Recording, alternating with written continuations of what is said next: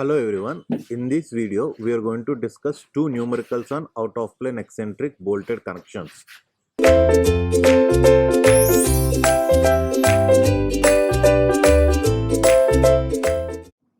Okay, so this is a numerical regarding the discussion what we have done.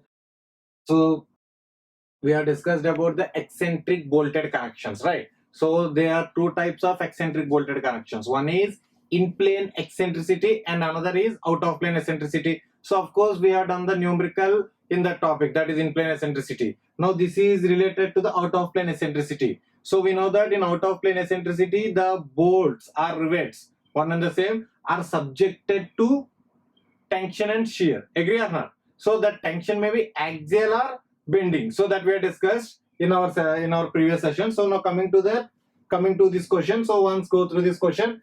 So the question here is, each bolt shown in the figure is capable of resisting design shear capacity of 20 kilonewton and a design tension capacity of 15 kilonewton.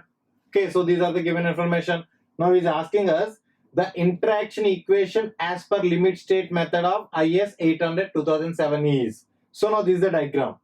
So now he's asking us the interaction diagram. So options are given. Now this is the diagram. So see here, this is the column. Okay, I section. So these two are the flanges and this is the web. So in between this is the web and this is one flange and this is another flange. And to this flange one angle is connected with the help of or by using bolts like this. Okay, two lines. So in each line two bolts are there and it is carrying a eccentric load of P by 2. Okay, with having an eccentricity of 150 millimeter. Now he's asking us to find the interaction equation. So we know that what is the interaction equation? So first let us write the given information.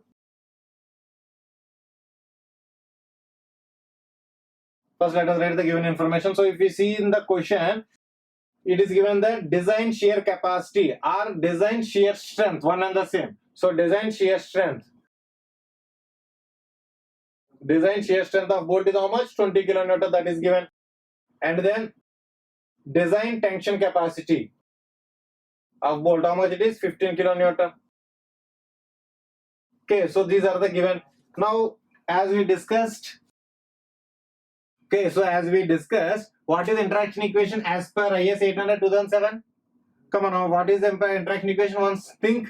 So what is the interaction equation that we have discussed? So the interaction equation as per limit state method of design is VD by VDSP whole square plus TD by TDB whole square should be less than 1.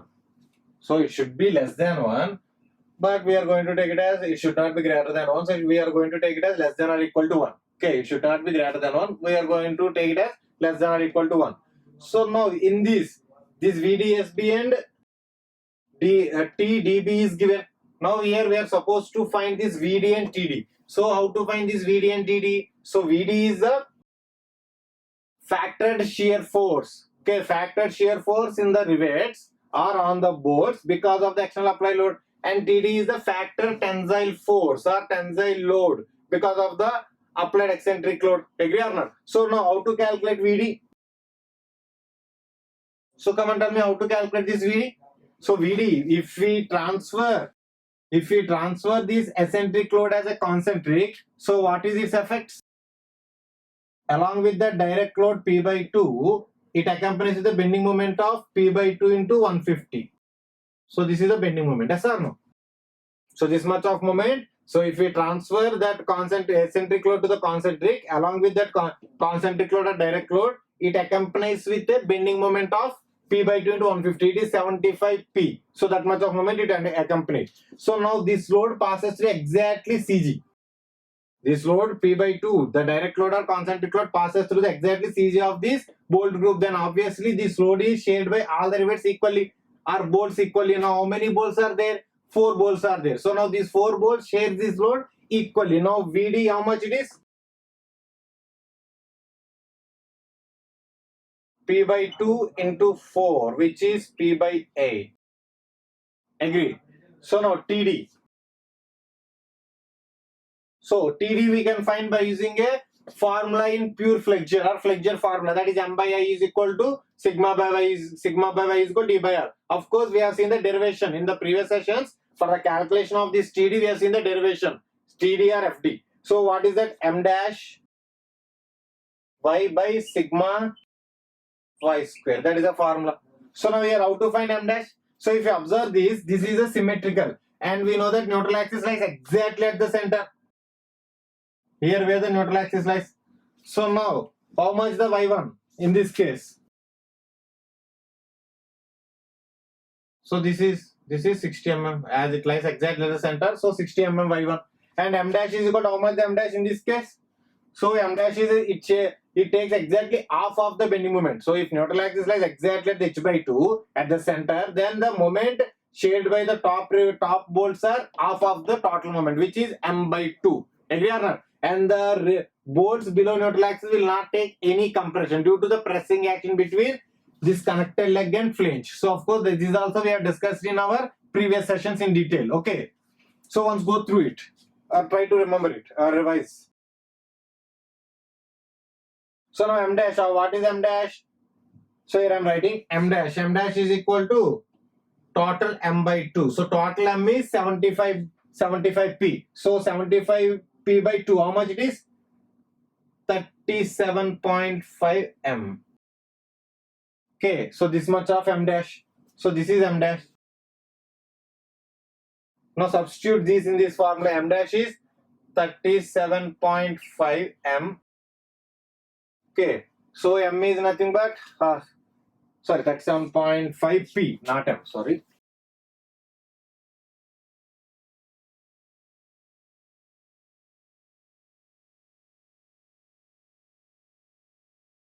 So this is P, and here also it is P.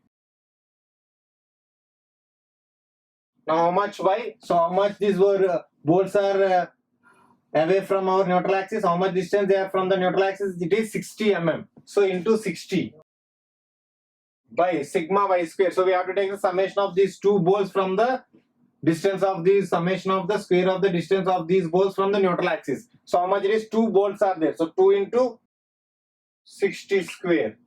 Agree? So now if we simplify it, 60 will get cancelled. So we are left with 37.5 P by 2 into 60.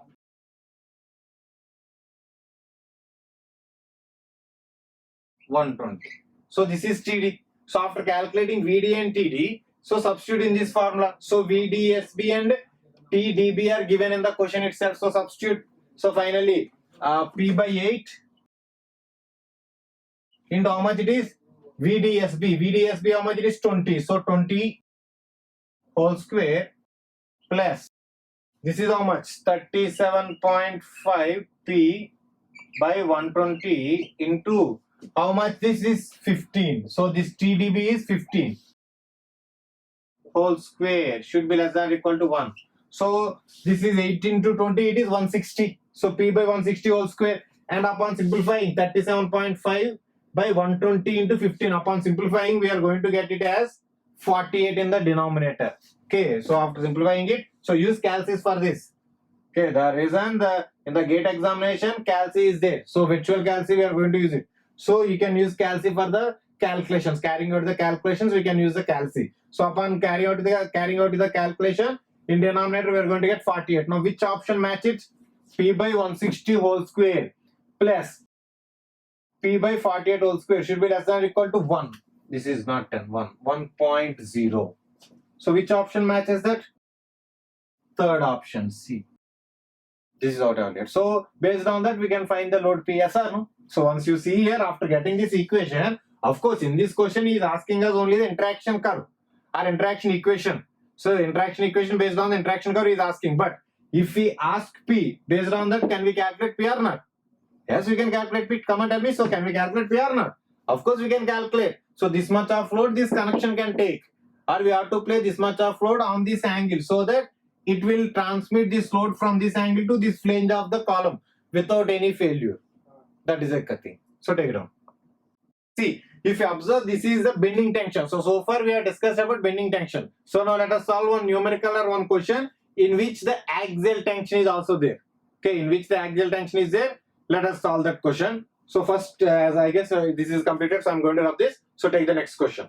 Okay, so this is the next question. So if you go to the question, what is that question? 4 boards share the load P as shown in the figure. So this is the figure given. So this is the front view and this is the top view. And then is given that the shear strength of the bolt is 30 kilonewton and the tension strength of the bolt is 40 kilonewton. That is given in the question. Now he is asking us to find the value of P. So now he is asking us to find the value of P. So to find this value, first we have to write the interaction equation. Yes or no? So tell me the interaction equation. So interaction equation, so here I am going to write. So first let us write the given informations before writing interaction equation. So what is the given information? Shear strength. It means VDSP, how much? 30 kilonewton. And then tension strength. How much it is? 40 kilonewton. This is the given information. Now write the interaction equation. So what is the interaction equation? So the interaction equation is VD by VDSB whole square plus TD by TDB whole square less than or equal to 1. This is the interaction equation. So now this VDSB and TDB are given. So now we are supposed to find VD and TD. So for that, we have to look into the diagram. So if you look into this diagram, this load is inclined. So if you resolve this load, what are its components? So one is this and another is this. So these are the components. So upon resolving, so this is P cos 45 and this is P sin 45. Yes or no? So now this P sin 45 is going to pull these bolts. Yes or no? So these P sin 45 is going to pull these bolts. It means this is tension force. This P sin 45 is a tension force. So this is a tension force that is acting on these bolts. And this P cos 45 is a tangential force, means it is going to shear. So this is like, this is the bolt. So now this force is like this, tangential. So it is going to, or it is trying to make these bolt into 2 parts. Okay, it is trying to make this bolt into 2 parts. So tangential force. So this P cos 45 is a tangential force, or you can say shear force. So this is shear force. And this is a tension force, P cos 45. And that to see, this is which tension here? Axial tension. So far in the concept or in the previous question, whatever we have discussed, the tension is bending tension. That is why the bolts above neutral axis only going to take the tension. But here in this case, this is axial tension. So all the bolts are going to take this tension. So this is axial tension. Now, how to calculate this VD? So VD is nothing but this P cos 45. So this P cos 45 is going to take by all the rivets equally. So how many rivets are there? Or how many rivets are bolts? One and the same. Okay, don't get confused. So how many bolts are there? 4 bolts or 4 rivets. So how much? P cos 45 by 4.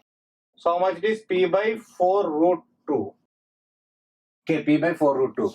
Next, TD. So what is the tension force? Total tension force? P sin 45. So that P sin 45 tension force is taken by all the bolts equally. So how many bolts are there? 4. Here also same. P by 4 root 2. So kilonewton and kilonewton. Okay. So assume that P unit of P is kilonewton. Clear? So now substitute in the given equation or known equation. So now VD is P by 4 root 2 into how much? VDSB 30. That is given in the question, whole square plus, it is also same, P by 4 root 2. How much the tension given in the question? 40. Whole square should be less than or equal to 1. Yes or no? So upon simplifying, we are going to get the value of P. Come on, simplify it. Come on, do it. So use Calc and carry out that calculation. So we can take P square common. P square, P by 4 root 2 whole square common. Then we are left with 1 by 30 square plus 1 by 40 square. So how much it is? It is 1 by 576. So 1 by 576, take it to the denominator. Take it to this side. So 576. So that 576 into 16 into 2, 32. So 576. So into 32. Okay, so now 18432. So now square root.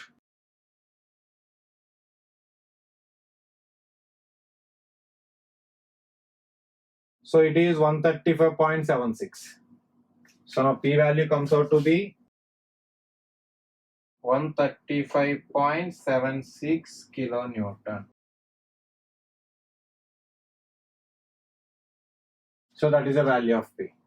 So value of P is 135.76. So use calci. So without calci we cannot evaluate it. Why? Because it is little lengthy. So if we use calci we can calculate it easily. So that is the value of P. In this way we can calculate. So if we sense the difference between this question and the previous question, in previous question the tension is bending tension, but here the tension is axial tension. So that is the reason all the bolts will take this tensile force. But if it is a bending tension, then the rivets or bolts which are above neutral axis only will going to take